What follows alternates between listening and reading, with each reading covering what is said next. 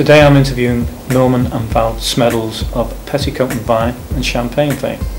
How are you guys? Okay? Great, thanks. Thanks. Val, how did you meet Norman?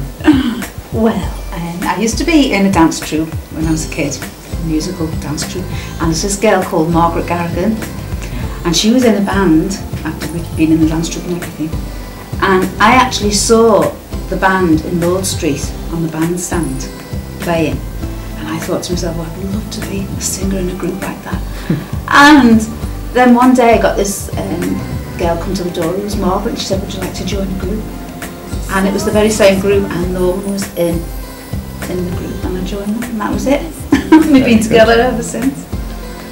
You both played for royalty when you were at Champagne. Is it true that you were Prince Charles' favourite group at the time? I don't know whether we were his favourite group, but he seemed to like us, yeah.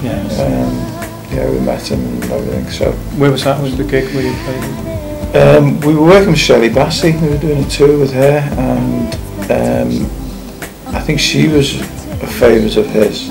Yeah. And he wanted to have her sing at his birthday party, so we were with her as well. So we did the show, the Shelley Bassey show, for Prince Charles at Wembley. It was. Wembley. Yeah, and then there was a reception afterwards where we met him. Excellent. He was very charming, wasn't he? Prince Charming. What's the story about Lemmy? Didn't you have something to do with Lemmy from Motorhead? Yeah, I knew Lemmy many years ago. I mean, I spent a lot of time in North Wales actually, because my parents had a caravan there, and I spent a lot of my younger days there. And then when I started in bands, we used to go up to North Wales if we weren't gigging, and Lemmy was a friend of mine up in North Wales. Yeah. And Lemmy used to come on gigs with us occasionally and jump up on stage if his band, he was in, I think it was the Rockin' Vickers he was with at the time. Yeah. And if he wasn't working and we were kicking around, he used to jump up on stage with us, and we used to, there was a little coffee bar in Colwyn Bay that we used to go to called Sinbad's, and we were always kind of in there with him and so on. Yeah. So I knew Lemmy reasonably well. You still in touch with him? Yeah. No. Have you been in touch with him for a while, or? No? Lost touch in the 70s. But you've seen him recently on. He was a larger than life figure even then. You know, he was obviously going to be somebody. He was one of those guys you just knew that at some point he was just that destined kind of to guy. He was star. destined to do something. Yeah. Start with you, Val.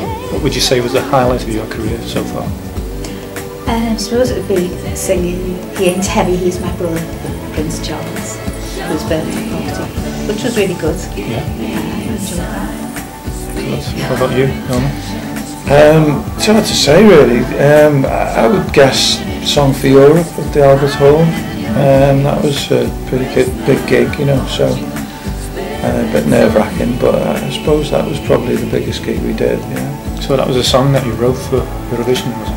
It was written by Wayne Bickerton, Tony Waddington, Yeah. and it was entered into the Song for Europe that year, which was live from the Albert Hall. It was the year that Brother of the Man won it. Oh, you were pictured, weren't you, in a magazine, or? Yeah. With them? Yeah. So,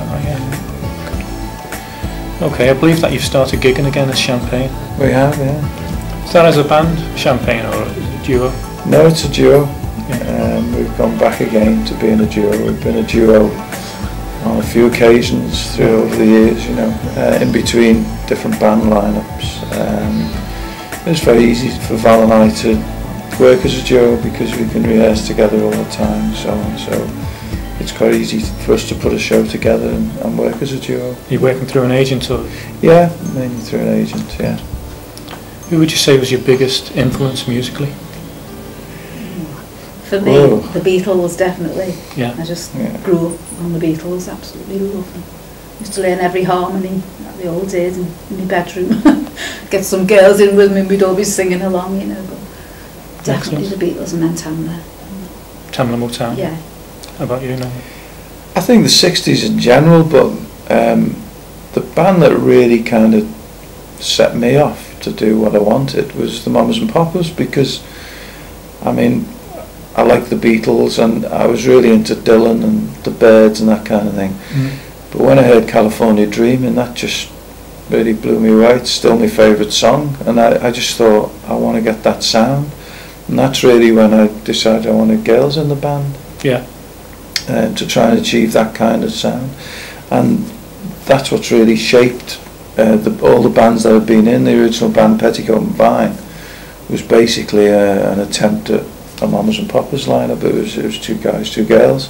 Yeah. And harmony has always been a big thing for me. I really enjoy doing harmonies. And Champagne was again two girls, three guys, you know, yeah, with Phil on drums. But it was the Mamas and Papas, big influence on me, really. Yeah.